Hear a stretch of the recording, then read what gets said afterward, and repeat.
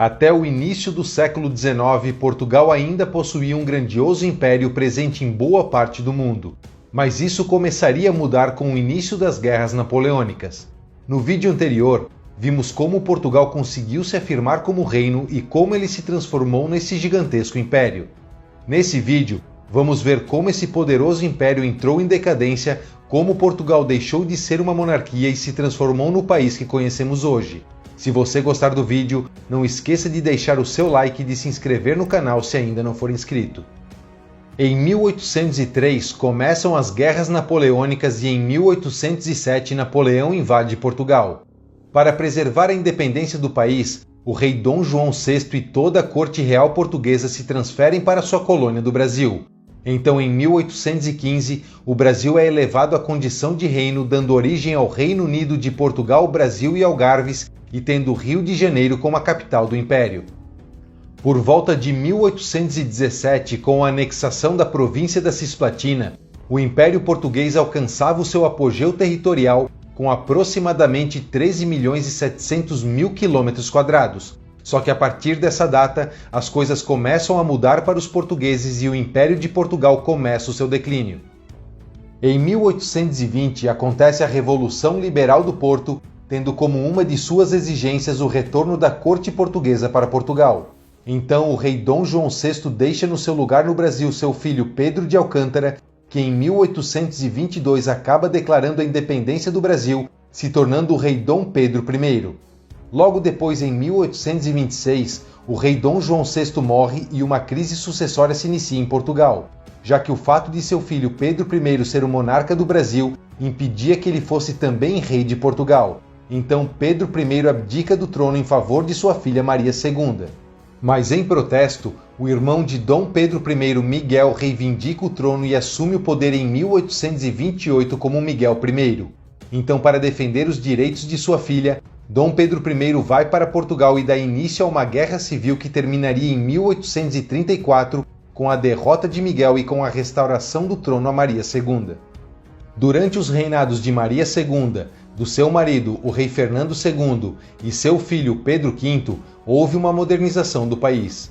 Estradas, ferrovias e telégrafos foram construídos e melhorias na saúde pública avançaram depois que um surto de cólera atingiu Portugal entre 1853 e 1856. Só que enquanto os outros países estavam no auge do seu colonialismo, o Império Português tinha recém perdido a sua principal colônia na América, que correspondia à parte mais significativa do seu território, além de já ter perdido quase todas as suas bases na Ásia. Então, para poder competir com as outras potências europeias, Portugal se concentrou em expandir suas colônias na África, principalmente Angola e Moçambique. Em 1884, com a Conferência de Berlim, os territórios portugueses na África tiveram as suas fronteiras estabelecidas, e em 1886, Portugal apresentou um ousado plano para ligar as colônias de Angola e Moçambique chamado de Mapa Cor-de-Rosa. O problema é que essa ideia entrava em conflito com os interesses britânicos que controlavam os territórios entre essas duas colônias portuguesas. Então, em 1890, o governo britânico envia um memorando aos portugueses que ficou conhecido como Ultimato Britânico de 1890, exigindo que os portugueses retirassem suas tropas da região e faz Portugal abandonar o projeto. A impossibilidade de resistência por parte dos portugueses acabou levando a uma onda de descontentamento social, impactando diretamente a família real, que era vista como submissa aos interesses britânicos, e isso acabou fortalecendo a base de apoio dos republicanos. Além disso, em 1908, o rei Dom Carlos I de Portugal e seu filho e herdeiro do trono, o príncipe Dom Luís Filipe, são mortos em Lisboa por dois revolucionários republicanos. O segundo filho de Carlos I, Miguel II de Portugal, assume o trono, mas em 5 de outubro de 1910 é derrubado do trono pela Revolução Republicana de 1910 e dessa forma a monarquia no país é abolida e é proclamada a República Portuguesa, instalando um governo republicano em Portugal. Começa então o período conhecido como Primeira República Portuguesa, tendo como primeiro presidente Joaquim Teófilo Fernandes Braga. Em 1914 começa a Primeira Guerra Mundial e em 1916 Portugal entra na guerra ao lado de França e Reino Unido, ao capturar 72 navios alemães e austro-húngaros que estavam ancorados na costa portuguesa. Os primeiros 15 anos da República Portuguesa foram bastante conturbados e, nesse período, Portugal teve 45 governos e 8 presidentes. Então, em 1926, acontece o golpe de Estado de 28 de maio de 1926, dando início ao período conhecido como Segunda República, instalando uma ditadura militar no país chamada de Ditadura Nacional, que duraria até 1933. Nesse ano, o regime muda o seu nome para Estado Novo, tendo Antônio de Oliveira Salazar como uma das figuras principais que assumiria o posto de chefe de governo até 1968. Em 1939 começa a Segunda Guerra Mundial e Portugal se manteve neutro durante todo o conflito. Após o fim da guerra, em 1949, é fundada a OTAN, tendo Portugal como um dos membros fundadores. E em 1961 é fundada a OCDE, também tendo Portugal como um dos membros fundadores.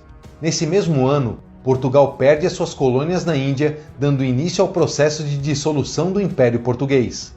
Ainda em 1961, começam os movimentos de independência nas províncias ultramarinas de Angola, Moçambique e Guiné, que acabou resultando na Guerra Colonial Portuguesa.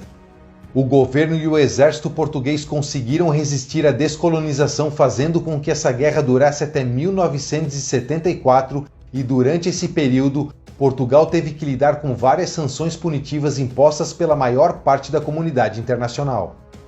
Isso acabou levando à Revolução dos Cravos, também chamada de Revolução de 25 de abril de 1974, como resultado de um movimento político e social liderado por capitães que participaram da Guerra Colonial e que acabou com um regime ditatorial no país, dando início ao período conhecido como Terceira República. Se iniciou então um período de turbulência social e disputas de poder entre forças de esquerda e de direita, e em 1975 a tensão no país era tão grande que quase levou a uma guerra civil em Portugal, mas a vitória de um grupo oficial das Forças Armadas de Portugal, chamado de Grupo dos Nove, impediu o estabelecimento de um Estado comunista e pôs um fim na estabilidade política no país. Então, nesse ano, Portugal se retirou de seus territórios ultramarinos da África, aceitando seus termos de independência, e assim todas as províncias portuguesas na África se tornaram independentes, assim como Timor-Leste na Ásia. Uai, seu app de vídeos curtos.